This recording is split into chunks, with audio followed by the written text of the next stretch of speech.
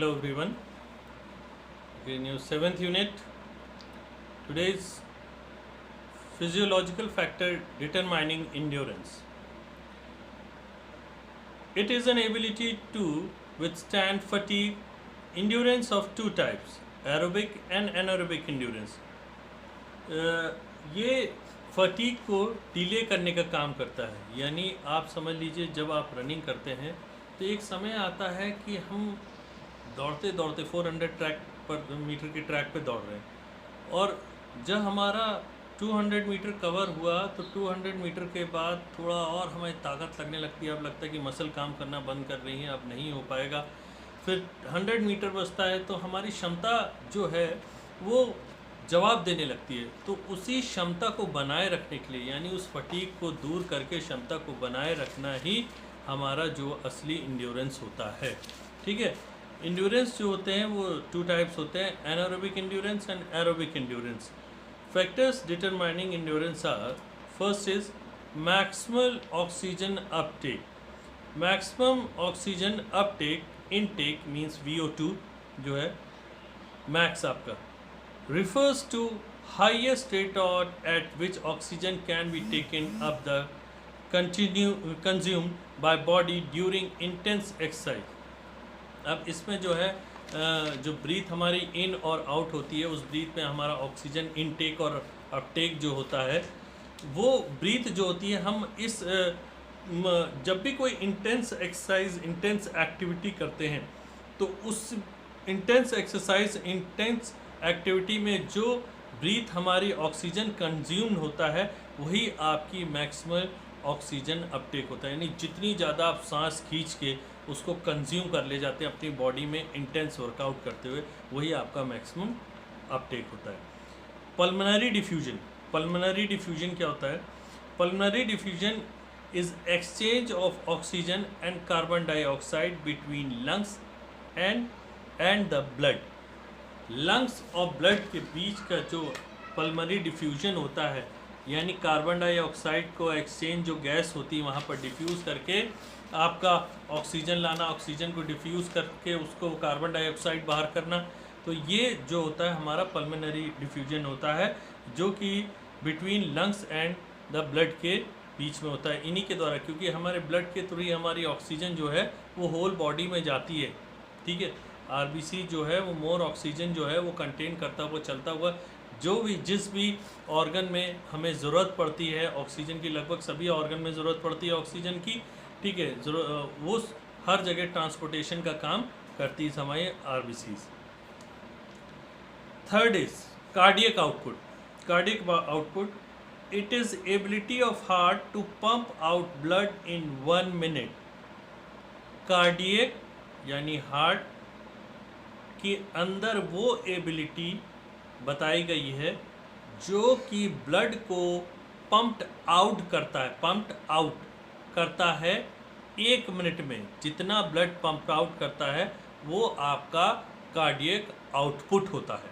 ठीक है, हमारा जो ब्लड है अगर ये पंप आउट ना करे तो शरीर के और जितने भी पूरे जो शरीर सर्कुलेशन हो रहा है वो सर्कुलेशन कैसे हो पाएगा अगर पंप आउट ना करे तो यही ब्लड जो पंप आउट करता है वो जो मोटर की तरह काम करता है, यही पूरे शरीर में इस ब्लड को जो है सर्कुलेट करने का काम करता है।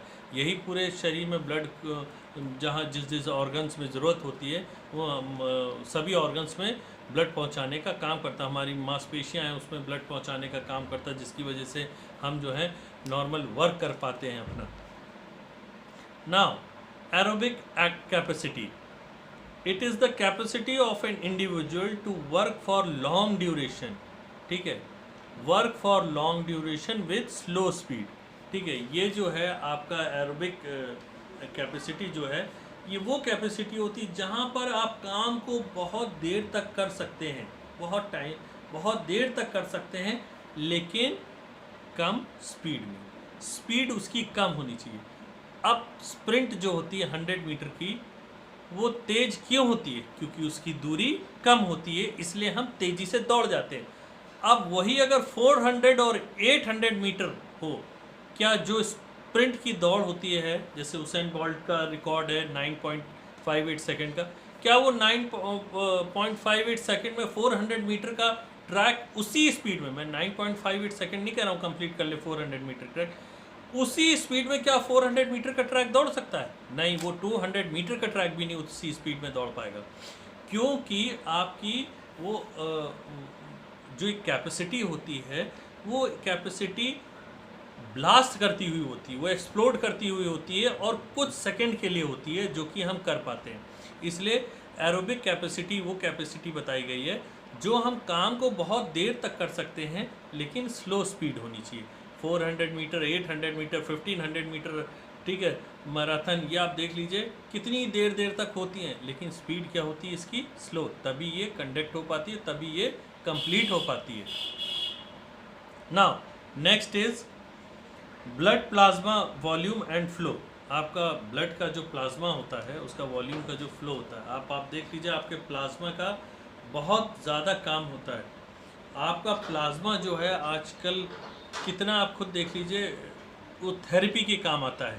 आपका प्लाज्मा जो होता है वो ब्लड से निकाल के थेरेपी के लिए यूज़ किया जाता है। आज जैसे इस समय कोविड-19 के उसमें आप देख लीजिए इस प्लाज्मा का कितना यूज़ हो रहा है। ब्लड थेरेपी जो है, प्लाज्मा थेरेपी कितना काम कर रही है। तो ये प्लाज्मा थेरेपी जो होती है, जिसको प्लाज्मा की ज़रूरत होती है, इसमें प्लाज्मा जो होता है वो दूसरों को दिया जाता है ज़रूरत के समय में। प्लाज्मा, इस प्लाज्मा का इस्तेमाल होता है।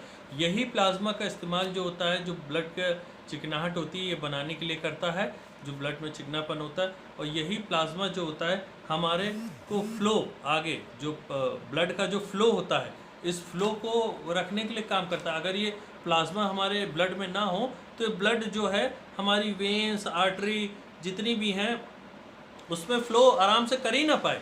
क्यों? क्योंकि इसकी जो इनर लेयरिंग की जो चिकनाहट होती है चारों, जैसे मान लीजिए ये आर्टरी है, इस आर्टरी के चारों जो चिकनाहट ना हो, प्लाज्मा ना हो, तो ब्लड जो आसानी से जा ही नहीं पाएगा। ये थोड़े थक्के के रूप में जमता चला जाएगा और वो जो पैसेज है वो नैरो होता चला जाएगा। ठीक है, तो इसी प्लाज्मा की वजह से ही ब्लड जो है वो आराम से हमारी बॉडी में पूरे में फ़्लो करता रहता है। कहीं किसी नसों में ब्लड चिपकता नहीं है, कहीं नहीं चिपकता। आप देखिए, वरना पाइप में अगर आप देखिए पानी जाता है नल से, और हम लोग पाइप का यूज़ करते हैं, पूरे स्प्रिंकल करते हैं वाटर अपने गार्डन वगैरह में, हर जगह धोने काम आता है। आप कुछ समय बाद देखिए उस पाइप के अंदर काई जम जाती है, उस पाइप के अंदर काई जम जाती है ना। तो यही हाल हमारी वेंस का हो अगर ये प्लाज्मा ना हो। आप नॉर्मल रूप में, मैं एग्जांपल दे रहा हूँ आपको, नॉर्मल आपने देखा होगा बड़े बड़े जो डंपर्स ट्रक होते हैं, जो मिक्सचर वाले ट्रक होते हैं जिसमें पीछे ड्रम लगा होता है और मिक्सिंग प्लांट से होकर आते हैं, वो ड्रम धीरे धीरे घूमते रहते हैं। और आपने देखा होगा कंस्ट्रक्शन साइट पे कभी जैसे छत पड़ रही होती है आरसीसी की, तो वो पाइप के थ्रू ऊपर जाता है, पूरा एक मशीन में डालता है, फिर वो मशीन उसको पंप करती है और ऊपर तक 3-3, 4-4, 5-5, 10-10 मंजिलों तक पहुंचाती है। ठीक है, तो वो भी जो है वो ऐसे डायरेक्ट नहीं कि मिक्सचर जो है वो पंप कर रहा पहुंच जा रहा है, उसके अंदर भी एक मिक्सिंग लुब्रिकेंट डाला जाता है, मिक्स होता है। हर बार जितनी बार ट्रक आएगा उसके साथ पैकेट आएगा, वो जैसे ही उसमें प्लांट में खाली करेगा उसको और ऊपर प्रेस करने के लिए उससे पहले वो डाला जाता है, ताकि पाइप के अंदर चिकनाहट बनी रहे और वो ऊपर सरके। अगर वो ना डाले तो बीच में ही जम जाए, बीच में ही फंस जाए। ठीक है, तो यही काम हमारे ब्लड का रहता है। Lactic threshold, it is ability to tolerate the lactic acid in blood. Lactic threshold जो वो होता है कि थ्रेशोल्ड यानी जो हमारी थ्रेशोल्ड का काम होता है, जो हमारे ब्लड में लैक्टिक एसिड का स्तर जो है वो जो बढ़ रहा होता है, वो एबिलिटी होती है। जब हम कोई काम करते हैं, दौड़ते हैं, मसल में बहुत ज़्यादा लोड पड़ रहा होता है, तो ये ब्लड में लैक्टिक एसिड का लेवल जो होता है ये बढ़ रहा होता है। ये बढ़ना देखिए एक हद तक ज़रूरी है, इसका भी लेवल होता है। अब ये कह दो कि लैक्टिक एसिड हमारा बिल्कुल बढ़े ही ना, तो ऐसा हो ही नहीं सकता है। लैक्टिक एसिड बढ़ता है, एक लेवल तक आएगा बैलेंस फॉर्म में, उसके बाद वो जो है वापस रुक जाएगा।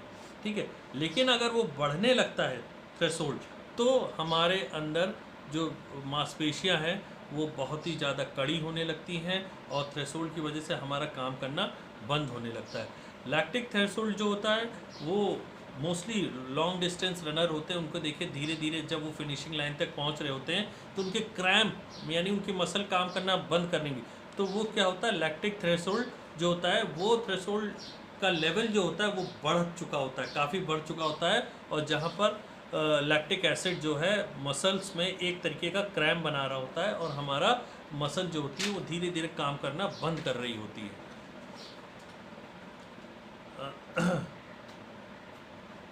Now next is hydration. Hydration means जब बॉडी जो हाइड्रेशन वो होता है, हमारे बॉडी के अंदर केमिकल होते हैं, केमिकल कंपाउंड के अंदर वाटर कंटेंट होता है, तो ये वाटर कंटेंट जो होता है जब ये ख़त्म हो रहा होता है तो हाइड्रेशन बनने लगता है। हाइड्रेशन मोस्टली जब हम कोई काम कर रहे होते हैं, काम करते समय क्या होता है, पानी की कमी हमारे में होने लगती है, केमिकल जैसे सॉल्ट वगैरह हुआ, ये सारी चीज़ों की कमी जैसे ही हमारी बॉडी में होने लगेगी तो हाइड्रेशन होने लगता है। उसके बाद अगर हम फिर भी पानी नहीं पीते तो हाइड्रेशन रिएक्शन होने लगता है, जो केमिकल कंपाउंड्स होते हैं वो बॉडी में तेज़ी से घुल रहे होते हैं। ठीक है, ये केमिस्ट्री के फॉर्म में अगर देखा जाए तो कई तरीके के एसिड ही है हमारा केमिकल कंपाउंड है। ठीक है, ये कंपोनेंट हमारी बॉडी में तेज़ी से घुल रहे होते हैं, जिसकी वजह से जो होता है हम हाइड्रेशन यानी मांसपेशियां काम करना बंद कर रही होती हैं, और बॉडी जहाँ हाइड्रेट हो जाती है, हाइड्रेशन की फॉर्म में आती है, तो फिर वो फॉर्म चेंज होके डिहाइड्रेशन होने लगता है। वो डिहाइड्रेशन जो होता है वो बॉडी के लिए बहुत ज़्यादा ख़राब होता है। फिर हमारे अंदर हमको तुरंत सॉल्ट, ठीक है, अक्सर हम लोग अपने घरों में शिकंजी, ग्लूकॉन डी वगैरह पीना स्टार्ट कर देते हैं, तो ये क्या होता है, हमारी डिहाइड्रेशन की कमी को पूरा करती है। डिहाइड्रेट जो बॉडी होती है वो वापस हाइड्रेट करने का काम करती है, और हमारे में यही हाइड्रेशन जो होता है ये हमें डिहाइड्रेशन की ओर लेके जाता है। डिहाइड्रेशन ना हो तो हमें डेली वाटर जो है कम से कम 3 to 4 लीटर वाटर इन गर्मियों में पीना चाहिए। ठीक है, और मोस्टली हम अगर एक दिन में एक शिकंजी जिसे कहते हैं अगर एक गिलास घर में पी लेंगे, ठीक है, normal salt, normal sugar, normal lemon, normal होनी चाहिए हर चीज़।